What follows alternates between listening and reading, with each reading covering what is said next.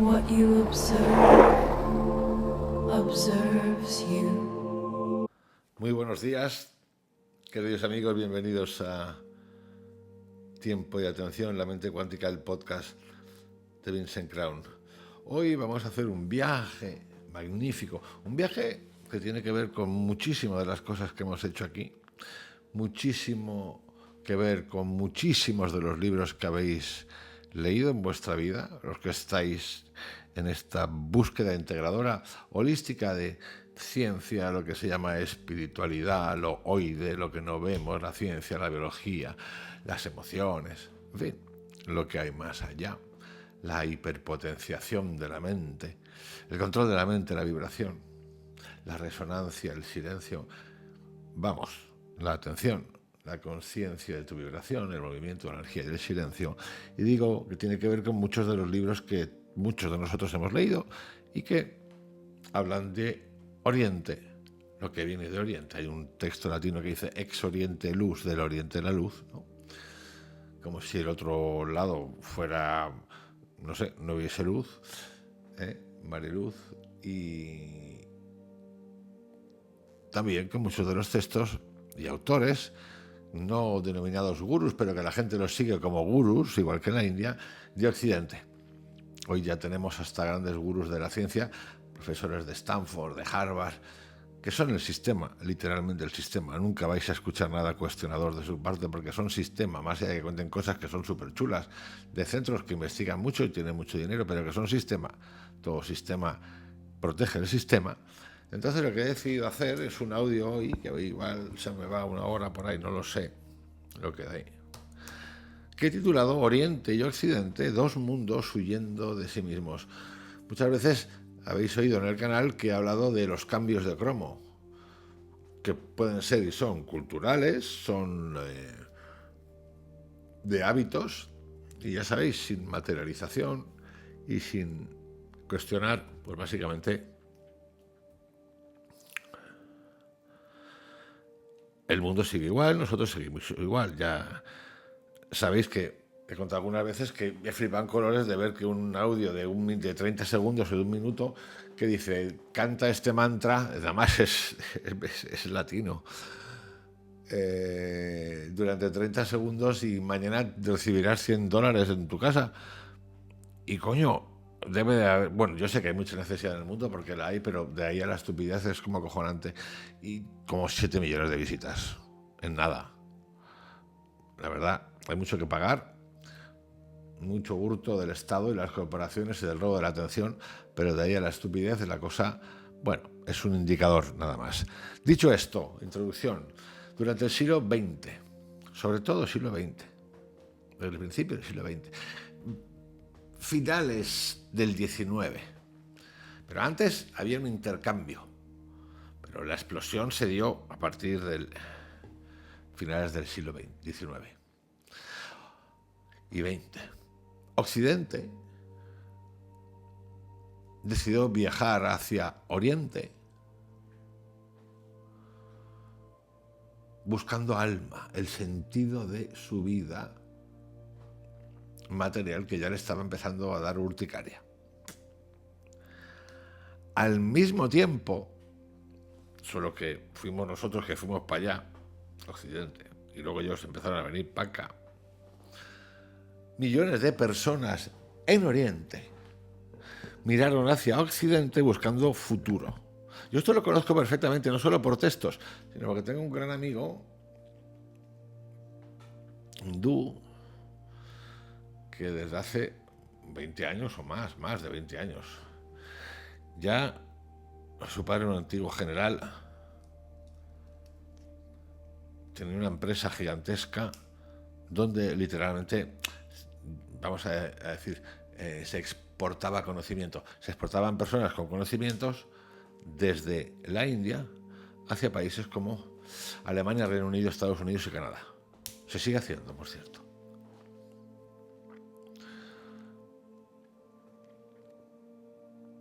Durante el siglo XIX-XX, Occidente viajó hacia Oriente buscando el alma, la sigue buscando, y al mismo tiempo millones de personas en Oriente miraron hacia Occidente buscando futuro. Futuro, ¿sabéis cuál, no?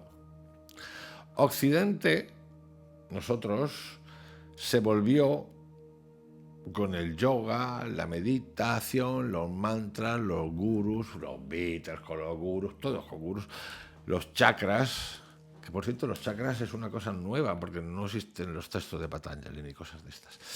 Los chakras y un nuevo lenguaje construido alrededor de la energía y la vibración. Respiración importante. Oriente abrazó la ciencia, las universidades, el número de estudiantes que más existen hay en las universidades americanas, unos de ellos, el número 1 del mundo mundial por países, en Estados Unidos estudiando, son hindúes. Es un detalle, ¿eh? Oriente de repente abrazó la ciencia, las universidades, las fábricas, las grandes empresas, la tecnología, los bienes de consumo y sobre todo la promesa de que el lugar de una persona en el mundo no tenía por qué estar decidido antes de su nacimiento. De hecho, yo he estado en la India un mes entero. Si pensáis que lo del telefonito en Europa es como de risa, en Estados Unidos, si os vais a Asia, yo puedo hablar de 2 sitios, Filipinas y la India. Os da un pasmo, pero un pasmo mundial. Visto desde lejos, este intercambio, pues está bien.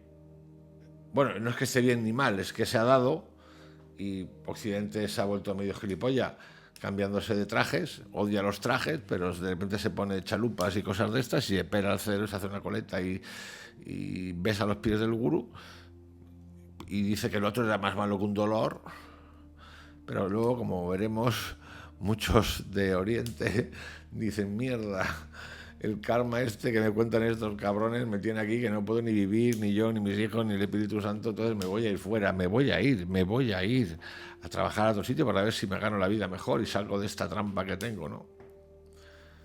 Porque nosotros de repente es como que en Oriente está la espiritualidad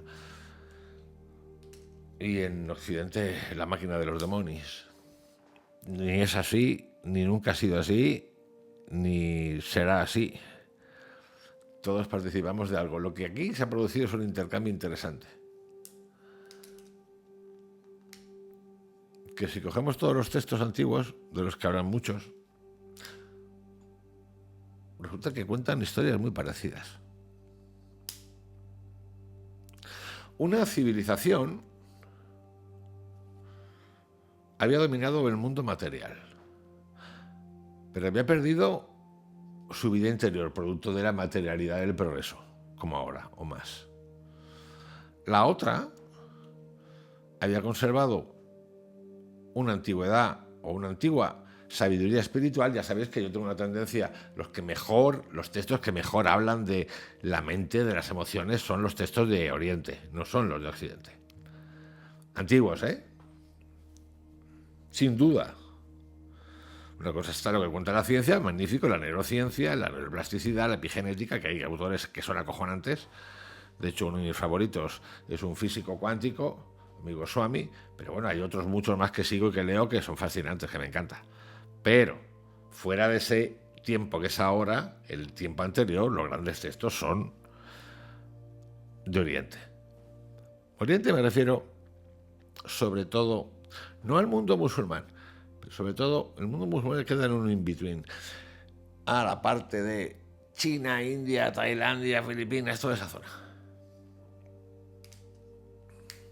Lo que se conoce como Asia. Vamos. Ex Oriente Lux. Porque los textos, sobre todo que venían de Europa, o algunos de origen árabe, los de aquí, no los que traducían ellos de allí, que también existieron, pues eran distintos. Hay mensajes brutales, pero no tienen esa clarividencia, esa claridad en el tratado y en el trato de la mente y la conciencia. Para mí no lo tienen. No quiere decir que no sean buenos, son buenísimos, pero para mí los de Asia son excelentes. Repito, una civilización había dominado el mundo material, pero había perdido su vida interior.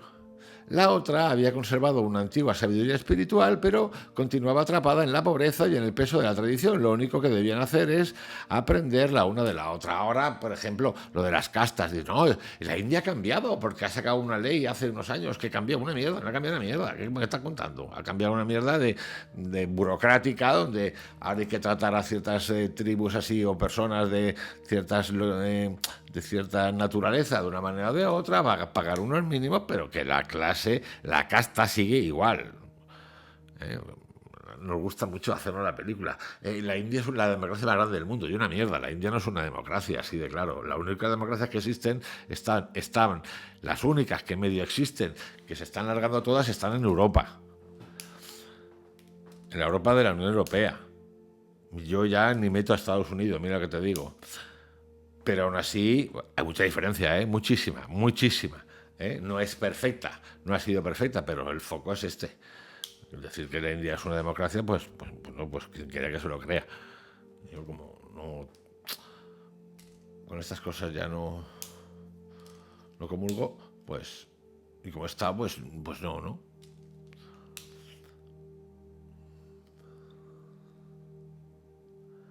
La otra había conservado una antigua sabiduría espiritual que lo manejan como el Marca, los que leen en España los periódicos deportivos, así lo manejan, pero continuaba atrapada en la pobreza. Esta es la versión hermosa, simplista, que tiene mucho de verdad, por cierto. Para mí tiene mucho de verdad. Pero también es una fantasía. Es sobre todo una fantasía. Occidente no descubrió un Oriente único, puro y espiritualmente iluminado. Se encontró con civilizaciones capaces de producir una filosofía extraordinaria y al mismo tiempo, escucha, antes de los colonos, tranquilos, que los colonos terribles, pero los que habían antes de los colonos eran dueños de tierras y de las personas, dueños literalmente. Lo que pasa es que hay gente que se pone nerviosa y de repente saca una moral de mierda, que a mí me llama la atención, en la que el colono o el colonizador es un hijo puta cabrón aprovechado, pero los que habían antes, que cortaban cabezas, por ejemplo, en América Latina, pues oye, como era mi primo, pues oye, adelante primo, que somos primos, no pasa nada, todo guay, ok, all right, cabecita, pum, balón de fútbol colgando 37.000, 50.000, 70.000 por año, que caían rodando por ahí, sacrificados. Y los otros eran propietarios, literalmente, de la tierra y de las personas. Y esto está bien decirlo porque aquí no se trata de darle permiso a un nacional, a un autóctono, a un primo mío que ha nacido conmigo, que tiene el mismo color, para asesinar gente y no decirle nada, no decirle eres un hijo puta cabrón que estás jodiendo, están matando a medio pueblo y está guay y que venga como viene de fuera, que también es un cabrón tremendo porque se aprovecha de muchas cosas, decir, eres más malo que un dolor, pero los tuyos son buenos. Esto no va así, no ha ido así nunca, conmigo no ha ido así nunca. Entonces es importante que entendamos algunas cosas para ser coherentes, ¿no? Pues sí, para ser coherentes. Luego podemos entrar en todo lo que tú quieras, antropología, cultura, influencias, la mecánica que ha ido de un país a otro, lo que tú quieras, sin resolver casi nada, pero seguramente algo habrá, pero algo habrá positivo. Pero es importante ya empezar a demistificar este rollo. Occidente no descubrió en Oriente un Oriente único, puro y espiritualmente iluminado. Se encontró con civilizaciones capaces de producir una filosofía extraordinaria y al mismo tiempo una crueldad extraordinaria. La India precolonial dio al mundo sistemas metafísicos de una profundidad inmensa, además de matemática, literatura, medicina y arte, pero también mantuvo formas de organización que siguen todavía social de una brutalidad salvaje. Pero es que parece como que no. No hablemos ya de los budistas. A lo largo de distintos reinos y periodos, el budismo era y es feudal. Por mucho que adoremos a... Claro, no Buda, sino estos, los que interpretan, los 14, más los otros que por ahí. Venían de Genghis Khan, eran amigos, Genghis Khan les ayudó. Es que no hay uno que no nazca con leña dando leña, es acojonante. Bueno, Cristo parece ser que fue el único que salió y a este le dieron. los demás a través de la guerra. A lo largo de distintos reinos y periodos, millones de personas nacieron dentro de castas, de deudas kármicas y no kármicas, que pasaban de generación en generación, de oficios, de obligaciones, de abusos de las mujeres, vendidas, compradas, escucha, lo que tú quieras, maltratadas, lo que tú quieras, y obligaciones de los que apenas tenían posibilidad de escapar. En determinados lugares, controlar la tierra significaba en la práctica controlar también a los seres humanos que vivían ligados a ella. Y sí, estoy hablando, como he empezado, del siglo, finales del siglo XIX-XX. Claro, si te vas a Europa, pues en la época medieval estamos en las mismas. O muy parecido. Pero es que no estoy en la época medieval. Estoy cuando empieza a ocurrir este intercambio masivo, publicitado, marketingiano, de intercambio de religiones, de cromos religiosos, donde Occidente pasa, cabrón religioso católico cristiano, no sé qué, a qué buenos son los otros que vienen de excursión, qué guapos que son y que cantan. Naranjita, naranjita.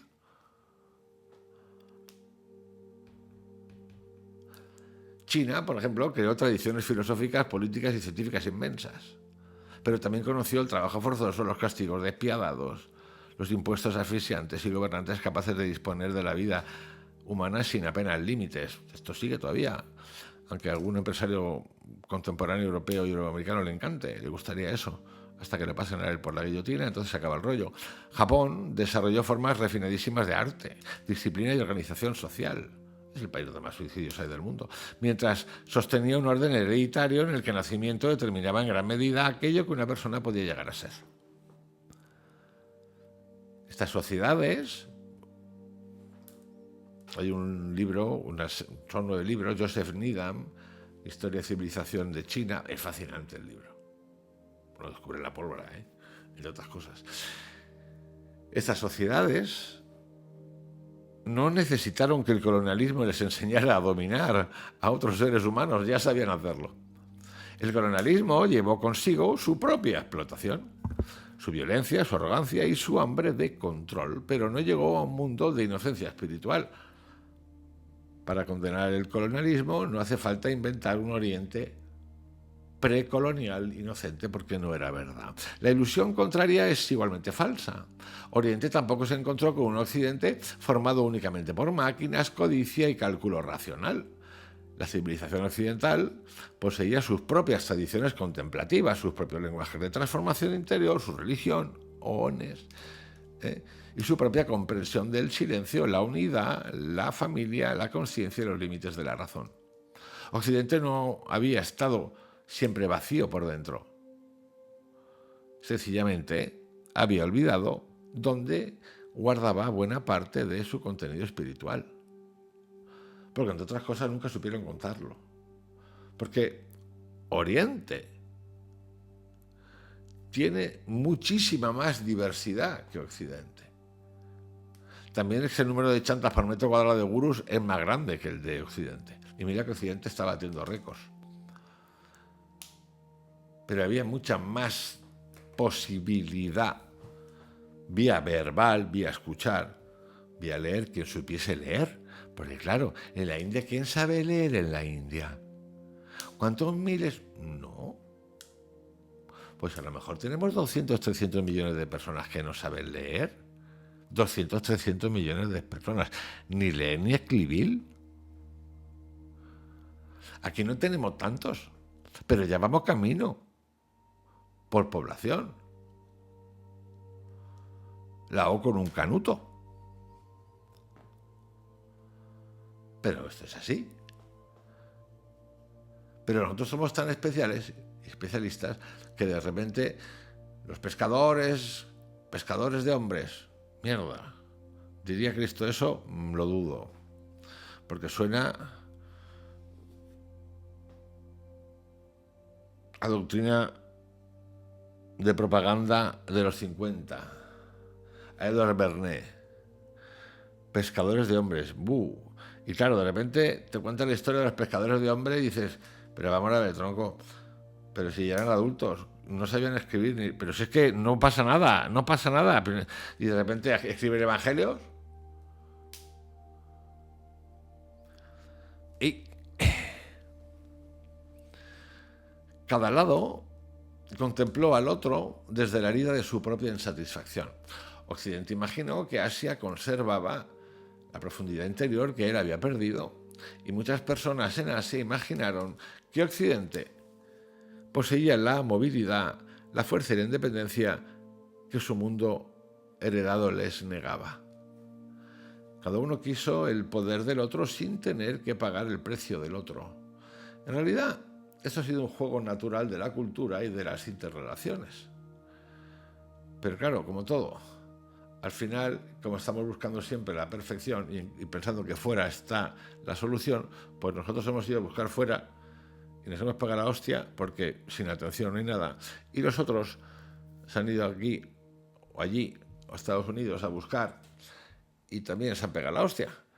Entonces, dices, mierda, pues tampoco era lo que yo pensaba. Es que nunca fue lo que tú pensabas, o lo que nos han contado, o esta fábula, vende libros, y tal. Es que siempre, es como dice el alquimista, el secreto lo tienes bajo la silla. Y no es en el culo, por cierto. En algún lugar situado entre el monasterio y el mercado, entre el gurú y la fábrica, entre la esterilla de yoga y la oficina corporativa, ambos comenzaron a venderse versiones cuidadosamente editadas de sí mismos. Esta no es solamente la historia de dos civilizaciones que se descubren, porque no son dos civilizaciones, en realidad son unas cuantas civilizaciones que comparten algunos valores, otras veces no, geográficamente dispuestas en el opuesto del otro. Esta es la historia de dos formas de insatisfacción que intercambiaron sus disfraces, sus cromos. Bienvenidos a Vincent Crown, un espacio en el que exploramos las fuerzas que dan forma a la mente, a la conciencia y a la realidad que queremos estar viviendo. Y hoy, como ya estoy contando, vamos a hacer algo que los historiadores suelen detestar: comprimir varios miles de años y miles de millones de seres humanos dentro de dos palabras gigantescas, Oriente y Occidente. ¿Para qué? Para dedicar después el resto de este audio a desmontarlas. Porque no existe una solamente oriental, tampoco existe una solamente occidental. Portugal no es Pittsburgh, Kioto no es Kerala. Un monje, un comerciante, un soldado, un campesino y un emperador pueden pertenecer a una misma civilización y, sin embargo, vivir dentro de universos mentales completamente distintos. Un erudito brahman y un trabajador sometido por una deuda no experimentaban la India de la misma manera. Un funcionario imperial chino y un campesino arrancado de su hogar para realizar trabajos forzosos no compartían una sola mente por vivir bajo el mismo emperador. Un místico europeo y el propietario de una fábrica eran occidentales, pero no necesariamente estaban de acuerdo acerca de qué era un ser humano ni acerca de para qué servía la vida. Las civilizaciones no piensan. Quienes piensan son las personas que viven dentro de ellas. Pero las civilizaciones sí educan la atención. Algunos entornos culturales enseñan a aislar objetos, separar causas, clasificar las cosas y tratar al individuo como unidad principal de la realidad. Otros enseñan a percibir relaciones, papeles sociales, condiciones circundantes y el campo dentro del cual existe el individuo. Distintas investigaciones sobre la atención visual han observado algunas expresiones de esta diferencia. Cuando se muestra una misma escena a personas educadas en ambientes culturales diferentes, unas tienden a recordar con mayor claridad el objeto central, otras informan de más detalles relacionados con el fondo y con los vínculos entre los diversos elementos. Esto no significa que un grupo haya alcanzado la consciencia cósmica, mientras el otro permanece mirando un pez sin comprender nada. Significa que la atención se educa. El hábito analítico pregunta: ¿qué es esto? ¿Cuáles son sus partes? ¿Qué lo ha causado? ¿Dentro de qué categoría debemos colocarlo? El hábito contextual pregunta: ¿qué está sucediendo alrededor de esto? ¿Qué relaciones hacen que sea lo que es? ¿Cómo cambia el significado cuando cambia la situación? Ambos hábitos son útiles y ambos pueden resultar peligrosos. La mente analítica puede producir una ciencia extraordinaria porque sabe separar variables, aislar mecanismos y dividir problemas complejos en partes manejables. Pero ese mismo hábito puede reducir la naturaleza a materia prima y a los seres humanos a cifras dentro de una hoja de cálculo. La mente contextual puede reconocer relaciones que el análisis aislado no alcanza a ver. Puede comprender que una persona, una conducta o una emoción no siempre pueden separarse del entorno que las produjo, pero el lenguaje de la armonía también puede servir para proteger la obediencia. Una sociedad puede valorar tanto el conjunto que termine exigiendo al individuo como al que desaparezca dentro de él. Lo repito, una sociedad puede valorar tanto el conjunto, la sociedad, que termine exigiendo al individuo que desaparezca dentro de él. Obediencia. El contexto no es automáticamente sabiduría. El individualismo no es automáticamente egoísmo. La armonía puede ocultar miedo y la libertad puede convertirse en aislamiento. Estamos hablando de hábitos, no de destinos biológicos. Las personas aprenden nuevas formas de mirar. La educación transforma la percepción. Los sistemas económicos recompensan determinados tipos de atención, si no es que los roban. La migración puede obligar a alguien a vivir entre mundos mentales distintos. Una guerra puede reorganizar las prioridades de toda una civilización en el espacio de una sola generación. Por tanto, esta no es la historia de dos especies diferentes de mente humana. Es la historia de aquello que distintas sociedades aprendieron a observar, de aquello que aprendieron a ignorar y de lo que sucedió cuando cada una quedó fascinada por las posibilidades que ella misma había descuidado. La imagen conocida asegura que Oriente miró hacia adentro, mientras Occidente miraba hacia afuera, que Oriente buscó la armonía, mientras Occidente buscaba el control, que Oriente comprendió la conciencia, mientras Occidente comprendía la materia. Es una imagen básica, elegante, fácil de recordar y casi completamente inútil. La India no produjo solamente místicos, también produjo materialistas, escépticos, lógicos, médicos, matemáticos, estrategas políticos, nacionalistas, guerrilleros, comerciantes, guerreros y constructores de imperios. La tradición Carvaca cuestionó la autoridad religiosa y rechazó muchas afirmaciones metafísicas. Nyaya desarrolló métodos muy sofisticados de razonamiento y debate.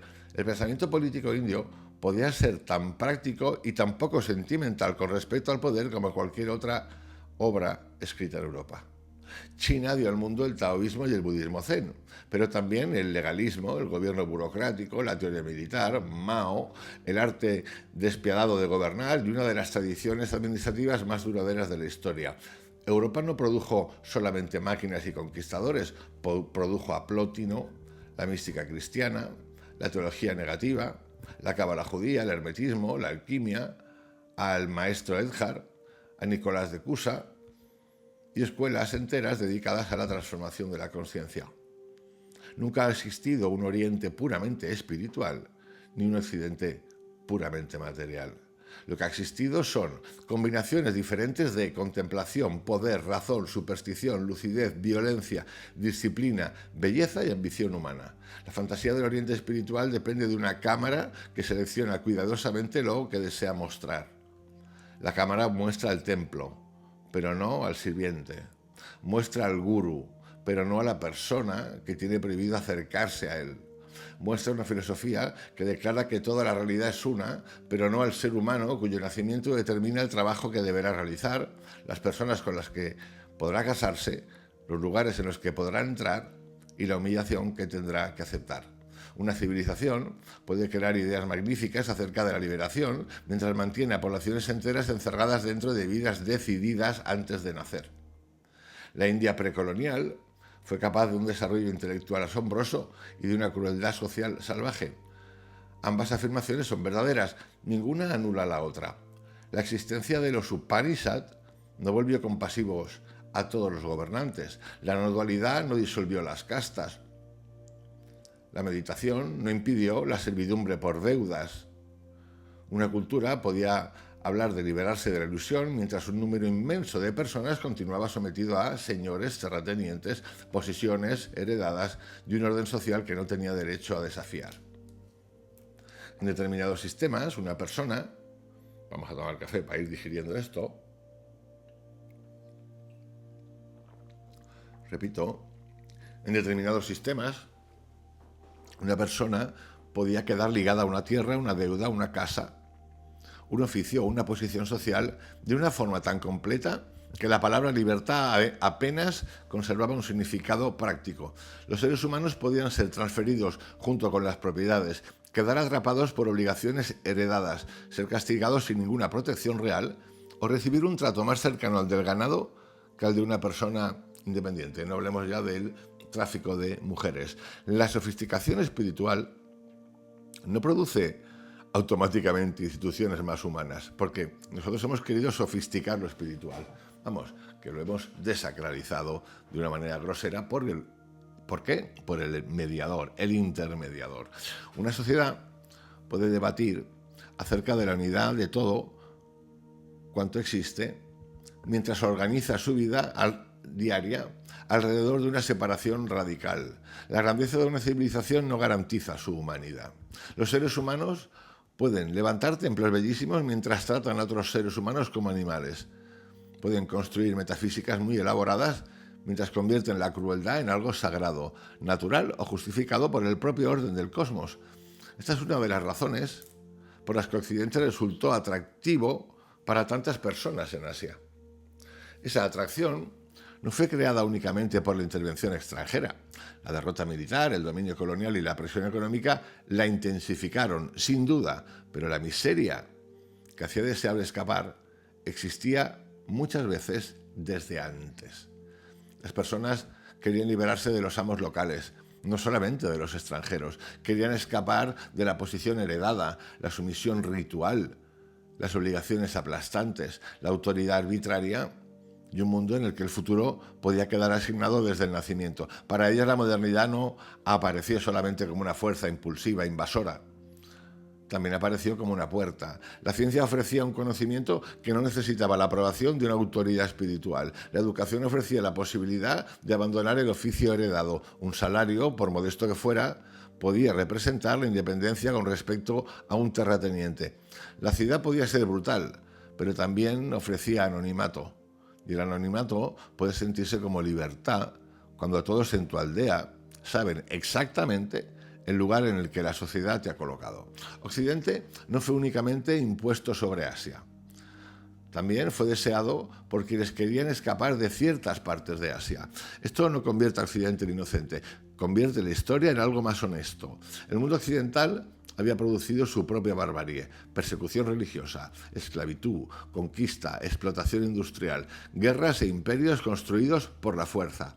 Pero también había desarrollado instituciones e ideas que podían utilizarse contra el poder heredado. Gobierno constitucional, crítica científica, educación pública, igualdad ante la ley, derechos individuales y la afirmación de que nadie debería permanecer encarcelado para siempre dentro de la posición social recibida al nacer. Esos principios fueron violados una y otra vez. En ocasiones la hipocresía alcanzó dimensiones espectaculares, pero incluso un principio incumplido puede convertirse en un arma en manos de quien jamás había tenido derecho a poseer una. El error consiste en reducir la historia a un drama moral infantil, en el que una civilización transporta el mal y la otra transporta la sabiduría. Europa no inventó la crueldad humana. Asia no inventó la conciencia humana. Ninguna de las dos era inocente. Ninguna de las dos estaba vacía. La verdadera pregunta es por qué cada uno o cada una llegó a convencerse de que la parte que le faltaba estaba esperándola en otro lugar. Los seres humanos rara vez nos obsesionamos con otra cultura porque la hayamos comprendido por completo. Nos obsesionamos porque parece contener algo que ya no encontramos en nuestro propio mundo. Aquello que una sociedad descuida no desaparece sin más. Regresa convertido en anhelo. Y con frecuencia ese anhelo termina adhiriéndose a un lugar lejano. Lo decía Zimmerman en su viaje a la India. Todo está aquí, pero resulta que es en los grandes viajes donde descubro puntos suspensivos. Para muchos occidentales, Asia se convirtió en ese lugar. Durante los siglos XIX y XX, la civilización occidental alcanzó una expansión extraordinaria de su poder material. Podía medir, fabricar, transportar, clasificar y controlar a una escala que ninguna civilización anterior había conocido. Pero ese mismo proceso produjo una sensación creciente de pérdida interior. El mundo se volvió más explicable, pero menos significativo. El tiempo pasó a ser algo mostrado por un reloj, dividido en unidades, vendido por horas y organizado alrededor de la producción. La naturaleza se convirtió en una colección de recursos, el cuerpo en un mecanismo, la mente en un problema que debía ser analizado. Y la religión empezó a presentarse cada vez más como obediencia institucional o como una visión incompatible con la seriedad intelectual. Occidente había ganado poder sobre el mundo, pero cada vez estaba menos seguro de para qué servía ese mundo. Sin embargo, el conocimiento que buscaba no había sido siempre extranjero. Mucho antes de que los buscadores occidentales viajaran a la India o al Japón, el neoplatonismo ya había descrito el retorno del alma hacia lo uno. La teología negativa había insistido en que la realidad última no podía quedar encerrada dentro de los conceptos ordinarios.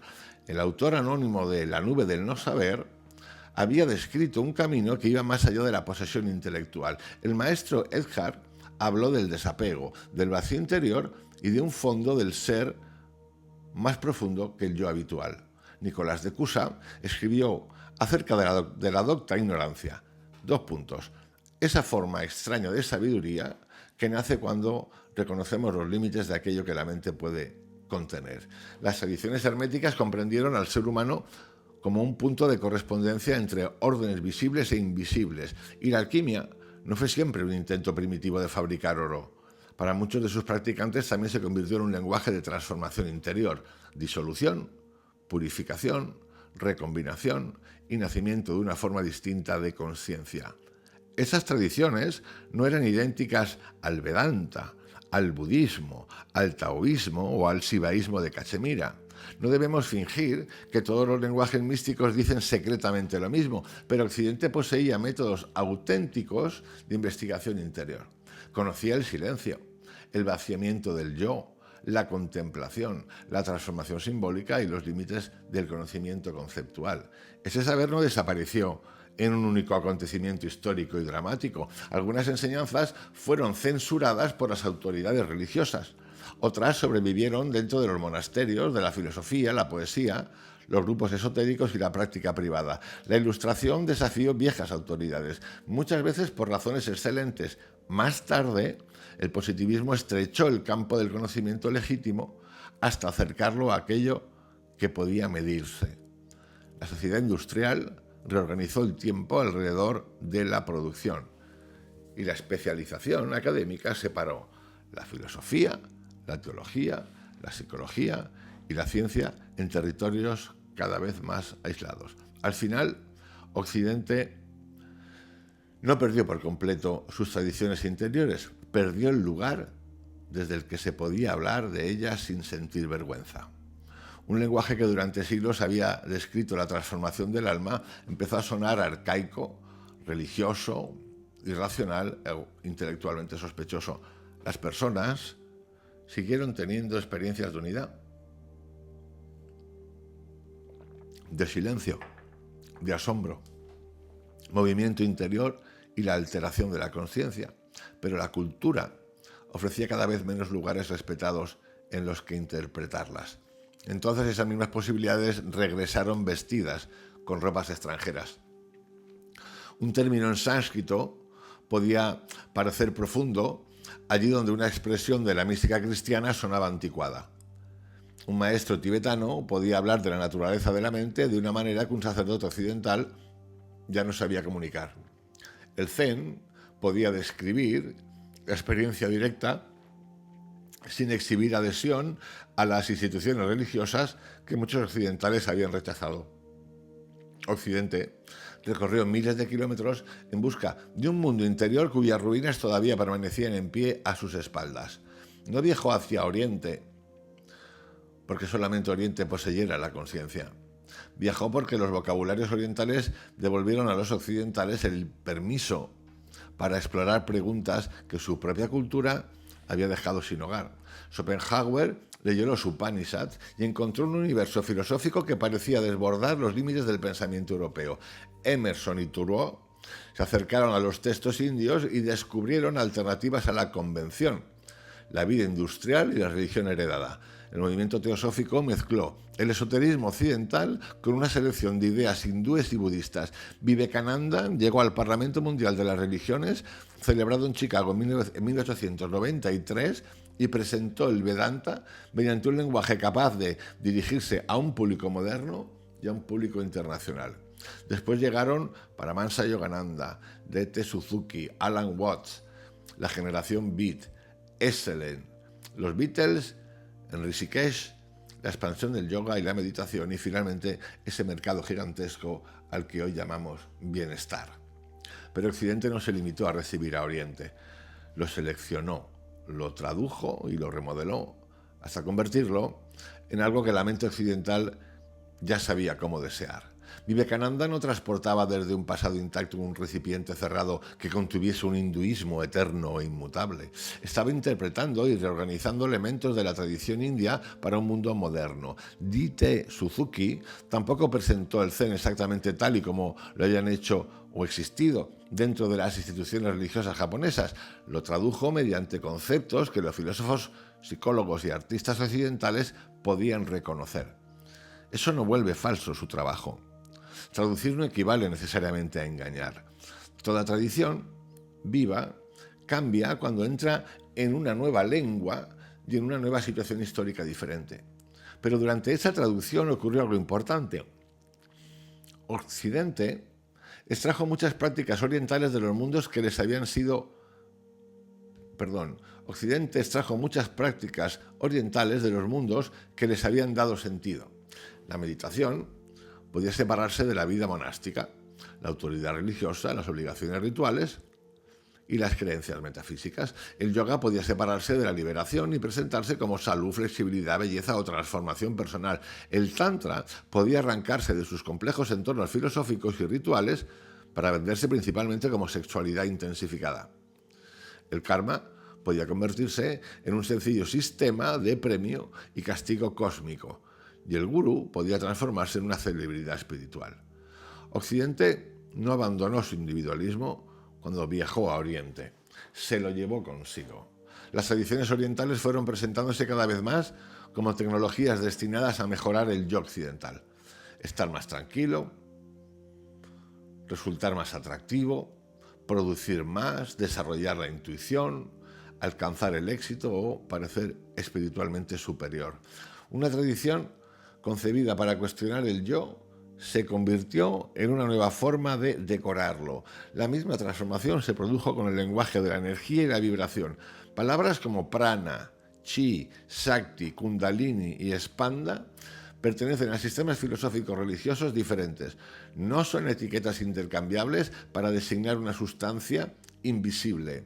Prana puede referirse al aliento, a la vitalidad y las funciones vivas del organismo dentro de distintas tradiciones indias. Ki, chi, ha tenido muchos significados en la medicina, en la filosofía, en la cosmología y las prácticas corporales chinas. Shakti describe el poder o la potencia divina dinámica dentro de ciertos sistemas indios. Kundalini pertenece a tradiciones concretas relacionadas con la anatomía sutil y el despertar espiritual. Y Spanda, dentro del shivaísmo de Cachemira, no significa sencillamente una vibración física susceptible de ser medida en hercios. Señala la pulsación sutil, el dinamismo mismo de la conciencia. Traducir todos esos términos mediante la palabra energía puede facilitar al principio su comprensión por parte de un público occidental, pero también crea un problema grave. La misma palabra comienza a deslizarse entre niveles de significado completamente diferentes. Cuando un físico utiliza la palabra energía, se refiere a algo definido, medible y expresado en unidades. Cuando un biólogo o un neurocientífico habla de activación, puede estar hablando de respiración, hormonas, actividad neuronal, circulación, tensión muscular o funcionamiento del sistema nervioso autónomo. Cuando alguien afirma «he sentido una energía moviéndose por mi cuerpo», puede estar describiendo una experiencia auténtica de calor, presión, ritmo, expansión, intensidad, movimiento o alteración de la percepción corporal. Y después está la interpretación metafísica. la creencia de que esa experiencia revela una fuerza sutil, un proceso espiritual o algo fundamental acerca de la estructura de la realidad.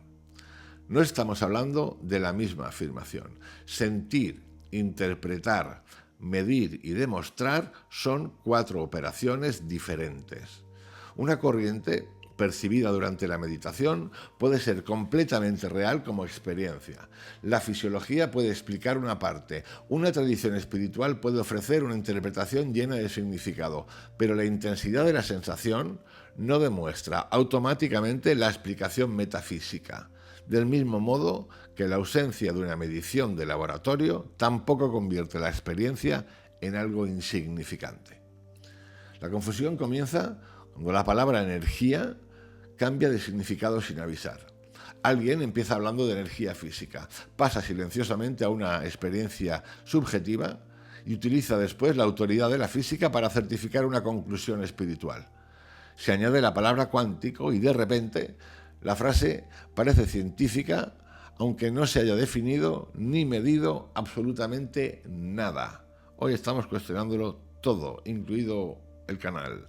La espiritualidad moderna toma a menudo vocabulario científico porque desea escapar de la acusación de superstición. Sin embargo, en cuanto alguien exige criterios científicos, medición, pruebas y posibilidad de reproducción de resultados, ese lenguaje regresa apresuradamente a la metáfora y a la experiencia personal. No es un error menor.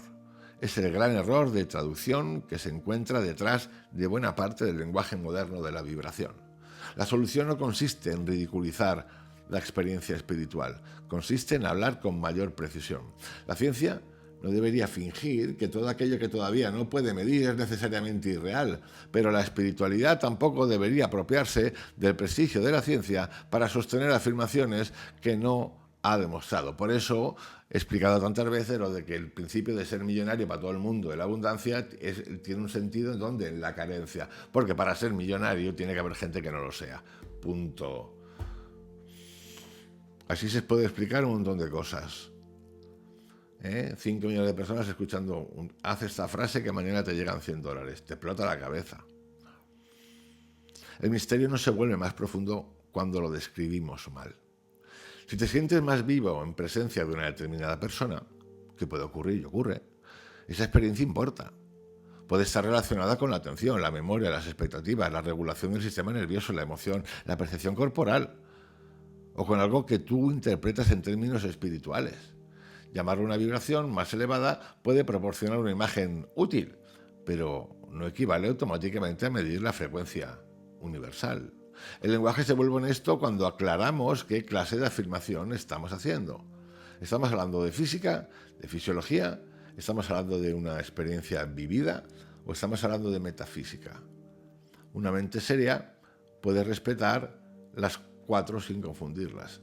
El otro día, porque están ahora los americanos estos, que son los amos ahora de los media, otra vez un influencer muy famoso, conocidísimo, otra vez invita a otro curita de marras para explicar los exorcismos, el infierno. Y yo digo, puta madre, pero esta gente, ¿qué le pasa, tío? ¿Qué le pasa? Y todos acaban con que Dios le habló. Mierda, con que Dios le habló, con que Jesucristo le habló.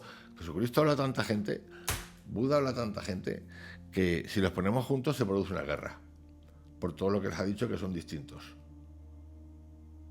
Y sí, es que no hay manera. Que te pones una toga y ya te crees autoridad.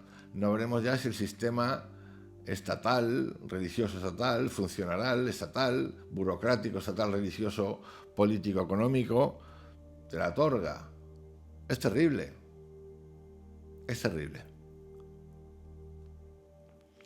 Seguimos con esta diversión. Pero el mercado espiritual global tenía pocos motivos para conservar estas distinciones. La precisión es difícil de vender.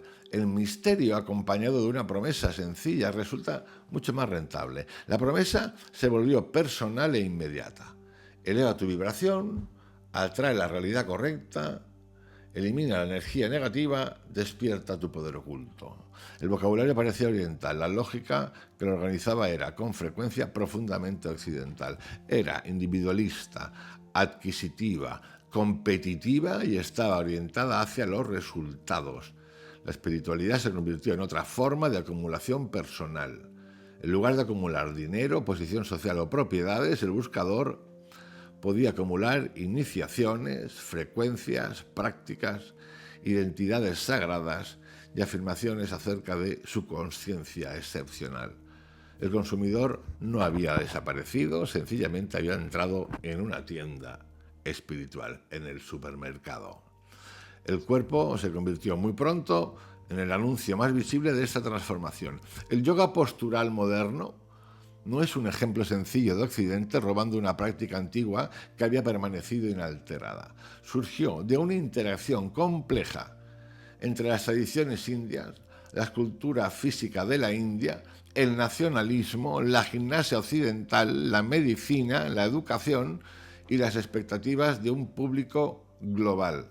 Los maestros indios participaron activamente en su transformación y en su difusión internacional. Más tarde, los practicantes y las empresas occidentales seleccionaron las formas que resultaban más fáciles de enseñar, fotografiar, normalizar y vender.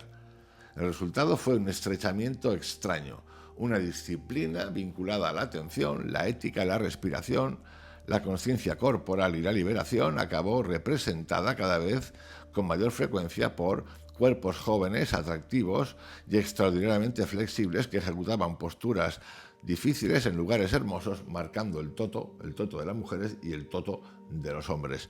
Acojonante, es un espectáculo hoy en día.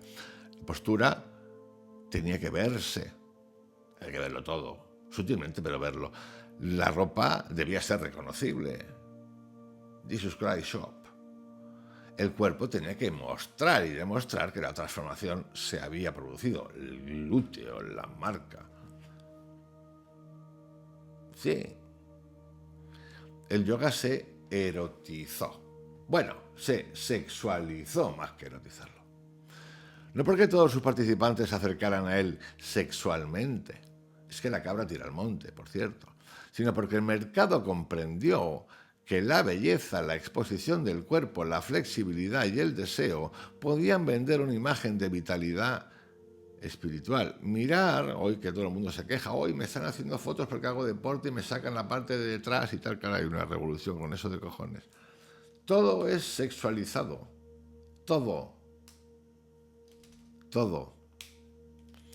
El coche, la moto, la crema, el pintalabios, la bebida, lo que os dé la gana.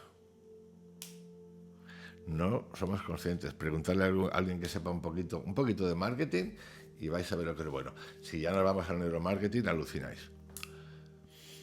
La meditación sufrió una transformación relacionada. No siempre fue sexualizada de la misma manera, pero sí quedó sometida a una estética. El silencio adquirió muebles de diseño, retiros costosos, iluminación perfecta, tejidos suaves, habitaciones impecables y cuerpos que parecían no haber sido perturbados jamás por la ansiedad.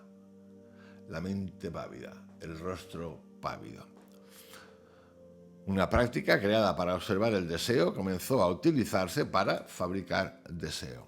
Los mercados neotántricos fueron todavía más lejos y convirtieron la respiración, la energía, la intimidad y la meditación en promesas de liberación sexual, dejando atrás buena parte de la complejidad histórica del Tantra. En el otro extremo de esa misma cultura, el cuerpo masculino occidental avanzó hacia una fantasía diferente. Se hizo más grande, más duro, más disciplinado, químicamente mejorado y visiblemente invulnerable. El gimnasio se convirtió en un taller para reconstruir la identidad, el músculo pasó a demostrar control, el dolor a demostrar seriedad, los suplementos, las hormonas, las mediciones de rendimiento y la comparación social crearon un proyecto interminable sin un verdadero punto de llegada. El cuerpo flexible, sereno y erotizado y el cuerpo blindado e hipermasculino parecen opuestos, pero resulta que no lo son. Ambos convierten el cuerpo en la prueba pública del valor interior. Uno vende la entrega convertida en imagen, el otro vende el control convertido en identidad. Una disciplina que debía debilitar la identificación con el cuerpo se transforma en un mercado para conseguir el cuerpo correcto, lo que debía servir como puerta termina funcionando como valla publicitaria. Esto no convierte en errores el yoga, para nada, ni la meditación, el entrenamiento de fuerza, la belleza o la sexualidad. El problema no es el cuerpo, el problema es convertirlo en un certificado de superioridad espiritual o personal o física. El mercado espiritual enseñó a exhibir la trascendencia. El mercado del fitness enseñó a exhibir la invulnerabilidad. Ambos comprendieron que una transformación invisible resulta difícil de monetizar si no puede ser fotografiada o contada.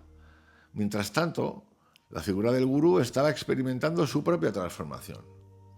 Las relaciones tradicionales entre maestros y discípulos se desarrollaron dentro de culturas, instituciones y linajes concretos.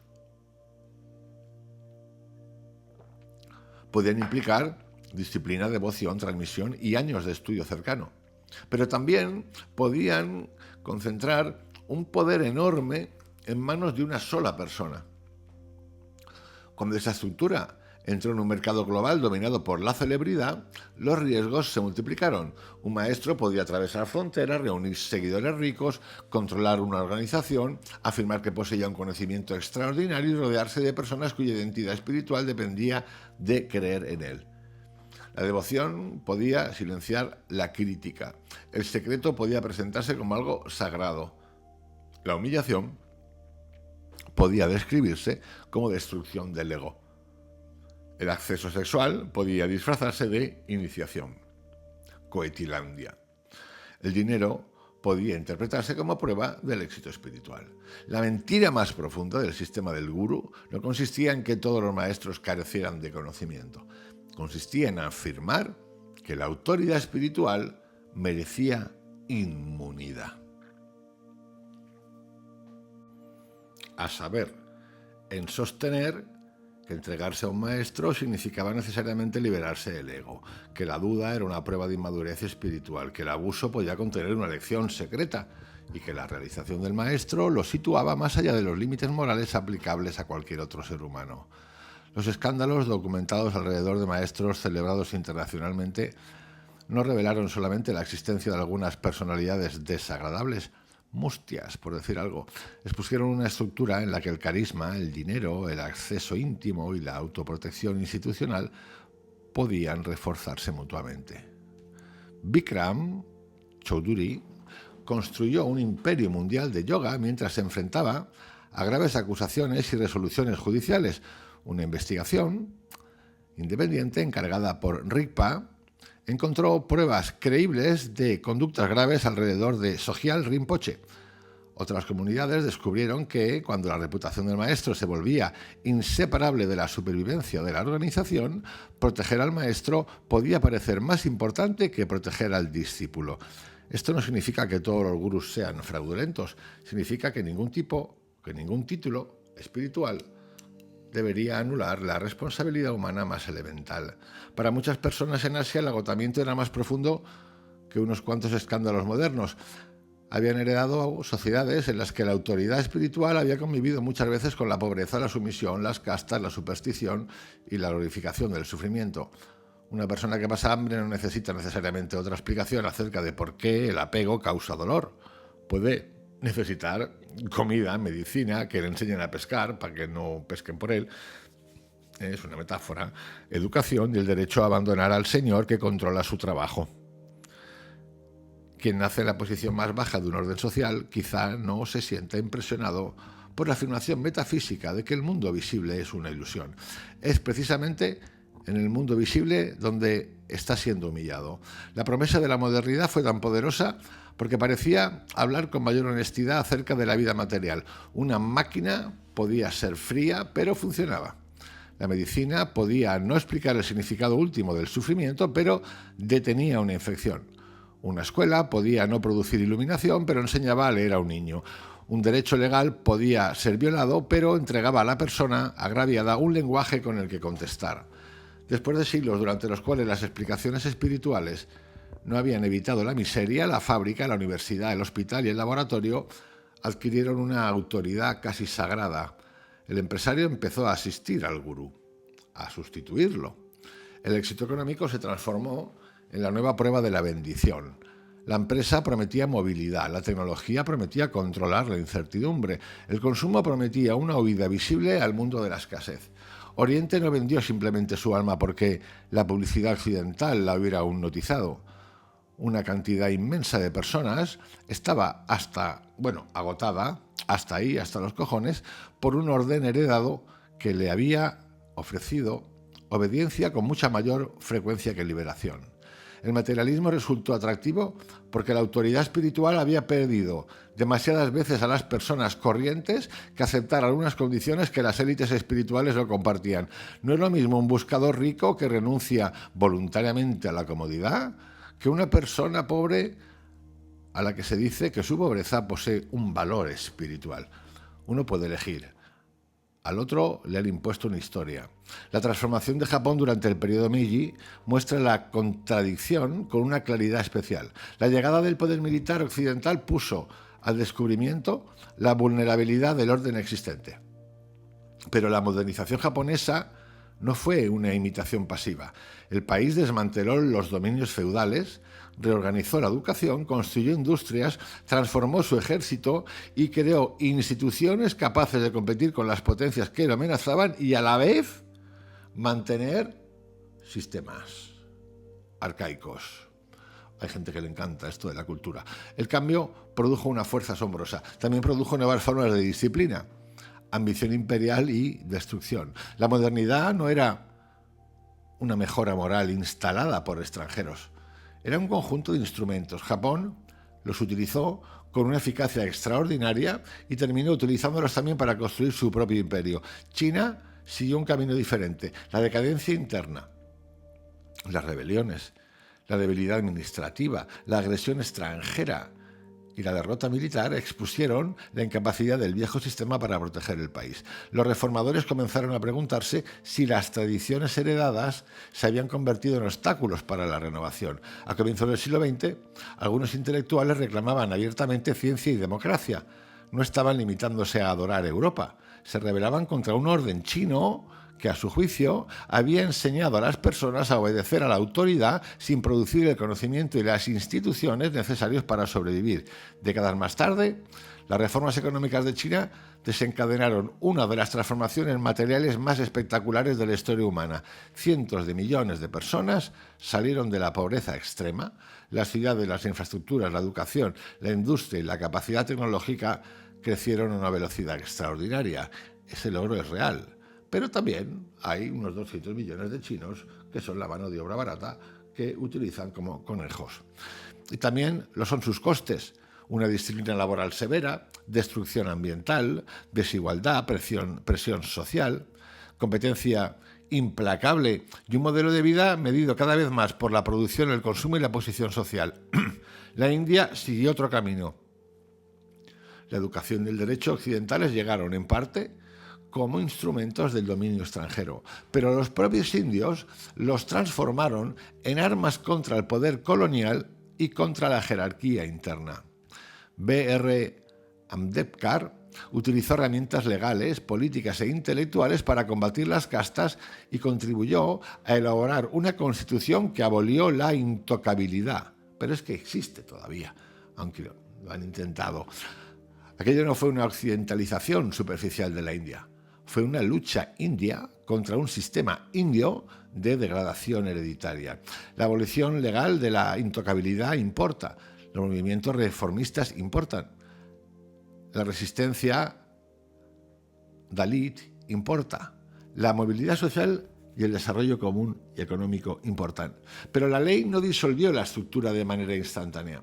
Las castas continuaron influyendo en el matrimonio, las redes sociales, las oportunidades, el trabajo y el trato cotidiano.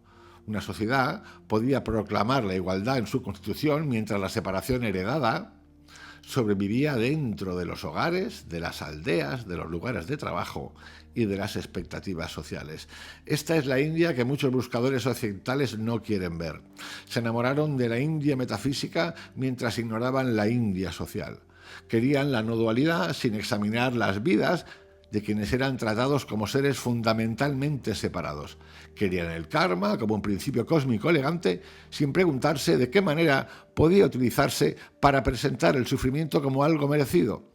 Querían gurús y textos sagrados sin observar, con atención, quién poseía la autoridad y quién debía obedecer. La India que se ofrecía al consumidor espiritual occidental parecía muchas más veces convenientemente vaciada de las personas cuyas vidas contradecían el folleto. Al mismo tiempo, la liberalización económica india implicó la iniciativa empresarial, el consumo, el desarrollo tecnológico y una clase media con presión global. Para muchas familias, el progreso material no representó una tradición al alma. Fue la primera posibilidad real de escapar de varias generaciones de limitación. No debemos idealizar la pobreza simplemente porque tenga un aspecto tradicional. No hay nada espiritualmente superior en la muerte de un niño por una enfermedad que podía haberse evitado. Repito, no hay nada espiritualmente superior en la muerte de un niño por una enfermedad que podía haberse evitado. No hay nada sagrado en el analfabetismo. No hay nada noble en permanecer atrapado dentro de un trabajo heredado mientras otra persona explica que tu sufrimiento forma parte del orden cósmico. El desarrollo material respondió a necesidades humanas reales. Llevó alimentos, medicina, saneamiento, educación, transporte, comunicación y la posibilidad de elegir una vida diferente. Pero cuando el éxito material se convirtió en la medida dominante del valor, apareció otra trampa. Una sociedad agotada por la autoridad espiritual podía ser reemplazada por una autoridad económica. La bendición del gurú se convirtió en la fortuna del empresario. El templo de la liberación se convirtió en el centro comercial. La posición social sobrevivió, aunque cambiaron sus símbolos. El viejo mundo decía, conoce tu lugar. El nuevo mundo decía, demuestra lo que vales. Uno exigía obediencia al orden heredado, el otro exigía una competición permanente. Por eso, el intercambio entre Oriente y Occidente no puede describirse como un sencillo progreso ni como una simple corrupción. Fue liberación, imitación, rebelión, oportunidad, traición a uno mismo y reinvención. Todo al mismo tiempo. Mientras Asia adoptaba la industria y el mercado, Occidente importaba la meditación, en parte para sobrevivir a las consecuencias psicológicas de la industria y el mercado.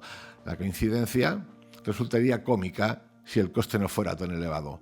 Las empresas occidentales acabaron descubriendo que la meditación podía ser útil. Los trabajadores capaces de regular el estrés quizás se concentraran mejor, se recuperaran antes y soportaran una presión mayor.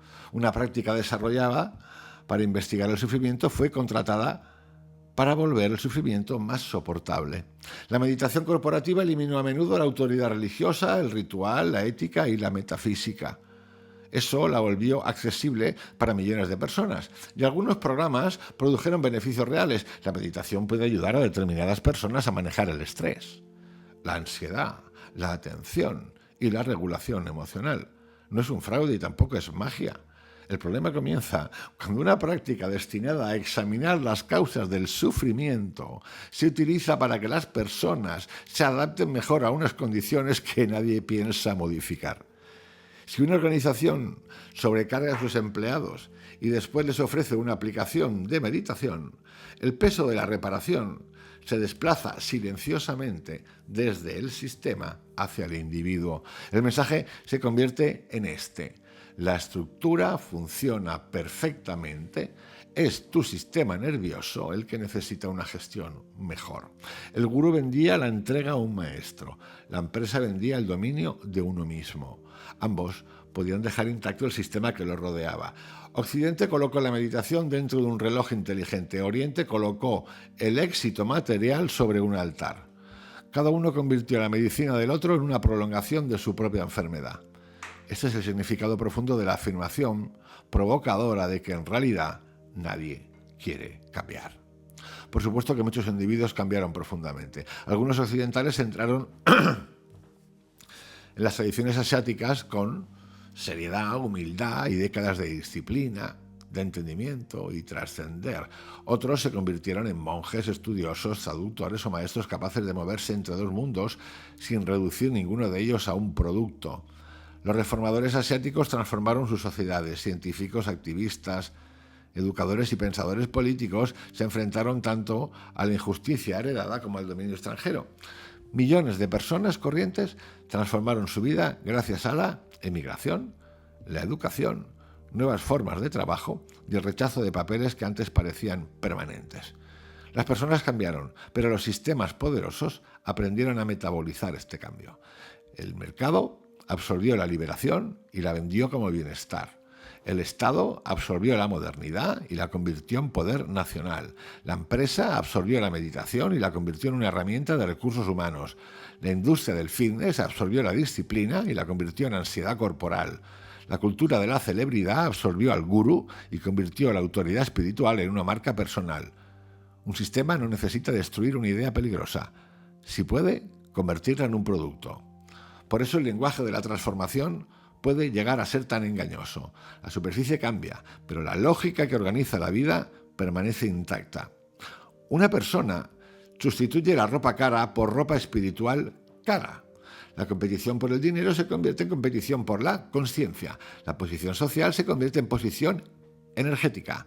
Quienes antes exhibían coches y relojes empiezan a exhibir retiros, iniciaciones, flexibilidad, pureza, flexibilidad física, disciplina o acceso a un conocimiento secreto. El objeto cambia. El hambre de superioridad sobrevive. En Asia, las viejas jerarquías podían sobrevivir dentro de instituciones nuevas. La hacienda se convirtió en la empresa. El título heredado en la conexión política. El lenguaje del deber en el lenguaje de la productividad. Una población entrenada para obedecer podía organizarse como fuerza de trabajo muy eficiente sin llegar necesariamente a ser libre por dentro. Cambió el uniforme. La postura permaneció. Por eso tampoco basta con hablar de lo mejor de Oriente y de Occidente. La frase parece sabia, pero evita la pregunta difícil. ¿Quién decide qué es lo mejor? Normalmente seleccionamos aquello que encaja con los deseos que ya teníamos. Occidente elige la meditación, pero deja atrás la disciplina que podría obligarlo a cuestionar su manera de vivir. Elige la no dualidad, pero ignora la posibilidad de que una interconexión radical genere obligaciones. Elige el lenguaje de la energía porque resulta expansivo, pero abandona la precisión cuando la precisión se vuelve incómoda. El Asia que se moderniza elige la ciencia, la producción, la movilidad, pero puede conservar la obediencia, la autoridad centralizada, la ansiedad por la posición social y la idea de que el valor individual debe demostrarse mediante el éxito. Ambos lados seleccionan la medicina que menos amenaza al paciente. ¿Qué perdió realmente Occidente durante este intercambio? Perdió la confianza en su propia memoria interior. El silencio, la contemplación, la transformación simbólica y la experiencia mística comenzaron a aparecer extranjeros. Muchos occidentales llegaron a creer que cualquier trabajo interior serio necesitaba un nombre asiático, un maestro asiático o una cosmología importada. Occidente no se limitó a aprender de Asia. En ocasiones utilizó Asia para evitar redescubrirse a sí mismo. Sus tradiciones continuaban asociadas a instituciones de las que mucha gente desconfiaba. Su lenguaje sonaba viejo. Su transmisión se había fragmentado. En lugar de reparar esa memoria, la cultura occidental terminó buscando fuera la custodia de su propia vida interior. El resultado fue extraño. Una civilización levantada sobre siglos de pensamiento contemplativo se comportaba como si la conciencia hubiera sido descubierta en California después de que alguien regresara de la India. El coste no fue solamente la ignorancia histórica, fue también una pérdida de identidad. Quien cree que toda profundidad procede de otro lugar se vuelve espiritualmente dependiente de un otro imaginado. Puede aprender cosas valiosas, pero se acerca a ellas desde la amnesia cultural. El conocimiento no había desaparecido. Lo que se había roto era su transmisión. ¿Y qué perdió Asia? No una esencia espiritual pura e inmutable. Ninguna civilización posee algo semejante. Las tradiciones cambian siempre, discuten, se dividen, toman elementos ajenos, se adoptan y se reinventan. La pérdida se produjo cuando las tradiciones vivas comenzaron a sobrevivir globalmente como marcas, símbolos nacionales, espectáculos, técnicas para gestionar el estrés o mercancías exóticas. El yoga se hizo más visible que nunca, mientras buena parte de su universo filosófico desaparecía a la vista. La meditación llegó a millones de personas después de separarse de las preguntas éticas y metafísicas que la habían rodeado, sin las que no hay meditación. Los maestros espirituales alcanzaron audiencias internacionales mientras sus comunidades se convertían en negocios organizados alrededor de una personalidad. Dame motos y Rolls Royces, y chiconas y chicones. La visibilidad global puede convertirse en otra forma de desaparición. Al mismo tiempo, la modernización material debilitó estructuras tradicionales que habían sido crueles y merecían desaparecer. No debemos confundir jamás la pérdida de un orden antiguo con la pérdida de la dignidad humana. Algunas tradiciones no eran tesoros, eran jaulas. La cuestión no es si una civilización logró conservar todo lo que había heredado. La cuestión es si supo distinguir la sabiduría viva de la dominación heredada. Esa distinción resulta extremadamente difícil porque el poder casi nunca se presenta a sí mismo como poder. Se presenta como orden, deber, ley sagrada, armonía social, necesidad económica, destino nacional o obediencia espiritual. Era así en el Antiguo Oriente y continúa siendo así en el Occidente moderno. Un señor hereditario afirma que tu lugar fue determinado por tu nacimiento. Una empresa afirma que tu lugar ha sido determinado por tu rendimiento. Un gurú dice que tu resistencia es obra del ego. Una institución dice que tu agotamiento es un fracaso personal de resiliencia. Lenguajes diferentes para proteger la misma negativa a examinar el poder. El gran intercambio de ilusiones no fracasó porque Oriente y Occidente no tuvieran nada que enseñarse. Fracasó cada vez que uno de los dos convirtió al otro en una vía de escape frente al conocimiento de sí mismo. Occidente utilizó Oriente para no enfrentarse al deseo espiritual creado por su propio modelo de vida.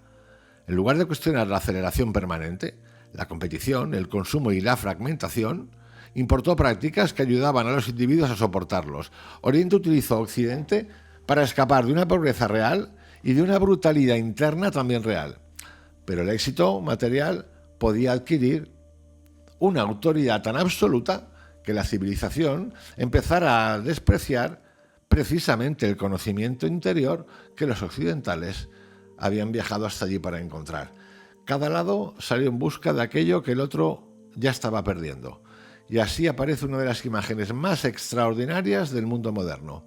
Un ejecutivo occidental se sienta a meditar porque la vida exitosa que ha construido se ha vuelto psicológicamente insoportable. Una familia asiática lo sacrifica todo para que su hijo pueda entrar en el mundo corporativo que ha hecho desgraciado a ese ejecutivo. Un buscador occidental viaja a la India para escapar de la cultura del consumo. Un empresario indio entra en el mercado global para escapar de la pobreza y de las limitaciones que ese buscador ha idealizado. Uno contempla una prisión allí donde el otro contempla la libertad. Y ninguno está completamente equivocado. El error consiste en creer que la superficie visible revela la realidad completa. La libertad frente a la pobreza importa. La libertad frente a la posición heredada importa. El conocimiento científico importa. La medicina, la educación, la ley, la movilidad y la tecnología importan. Pero el silencio interior también importa. El significado importa. La atención importa. Una vida no puede ser valorada solamente por aquello que produce. Un ser humano no puede reducirse al consumo, el rendimiento o el valor económico. La respuesta madura no consiste en escoger un lado y condenar el otro. Tampoco consiste en fabricar una mezcla sentimental llamada sabiduría oriental y ciencia occidental, como si dos civilizaciones inmensas pudieran reducirse a los ingredientes de una bebida de bienestar. Un intercambio maduro empieza con el discernimiento. Necesita ciencia, pero sin convertir la ciencia en la creencia de que solamente puede importar aquello que puede medirse. Necesita espiritualidad, pero sin pseudociencia. Misterio teatral ni maestros protegidos frente a cualquier responsabilidad. Necesita prosperidad, pero sin convertir el consumo en el significado final de la existencia. Necesita tradición, pero sin tratar la crueldad heredada como algo sagrado. Necesita libertad individual, pero sin olvidar la relación y la responsabilidad. Necesita comunidad, pero sin exigir la desaparición del individuo. Necesita respeto por la experiencia, pero sin confundir la experiencia con una prueba. Necesita respeto por la razón, pero sin fingir que la razón ha eliminado el misterio.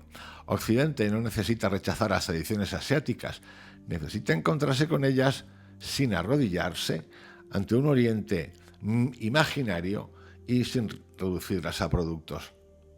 También necesita recuperar sus propios lenguajes olvidados de interioridad, no porque las tradiciones occidentales sean superiores, sino porque una civilización no debería perder su memoria para poder aprender de otra. Así no necesita rechazar la ciencia, la industria, la medicina, los derechos individuales ni el desarrollo material. Necesita reconocer que la riqueza y el poder tecnológico no pueden responder a la pregunta última acerca de cómo debe vivir un ser humano. También necesita examinar la estructura o las estructuras de obediencia y dominación heredada que el lenguaje espiritual protegió con demasiada frecuencia. Ninguna filosofía de la unidad merece admiración cuando se convierte en una excusa para ignorar a la persona tratada como inferior a un ser humano. Ningún lado posee la razón, ningún lado posee la espiritualidad, ningún lado posee una exclusiva o en exclusiva ni la disciplina, ni la comunidad, ni la libertad, ni la conciencia o la profundidad. Oriente no es el alma de la humanidad y Occidente no es la mente de la humanidad. Ambos contienen recursos extraordinarios para el desarrollo humano y ambos contienen también métodos para convertir a las personas en instrumentos.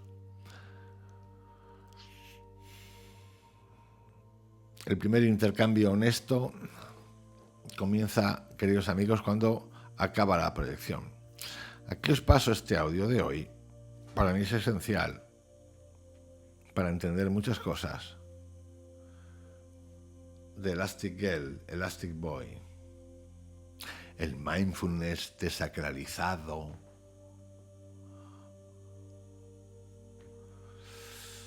el cambio de cromos. Os envío un abrazo, que tengáis un excelente día, cuidaros mucho, pasarlo bien, a lo básico. A mí me encantan los básicos.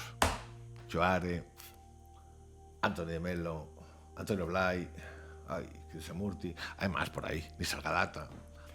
Pero en realidad no nos hace falta nadie, tú y yo en lo cotidiano, dejando de jugar al teto. Os envío un abrazo, cuidaros mucho, mañana o pasado, o cuando sea más o menos, como dice Antonio de Melo, porque a la felicidad dice que se llega restando. Chao.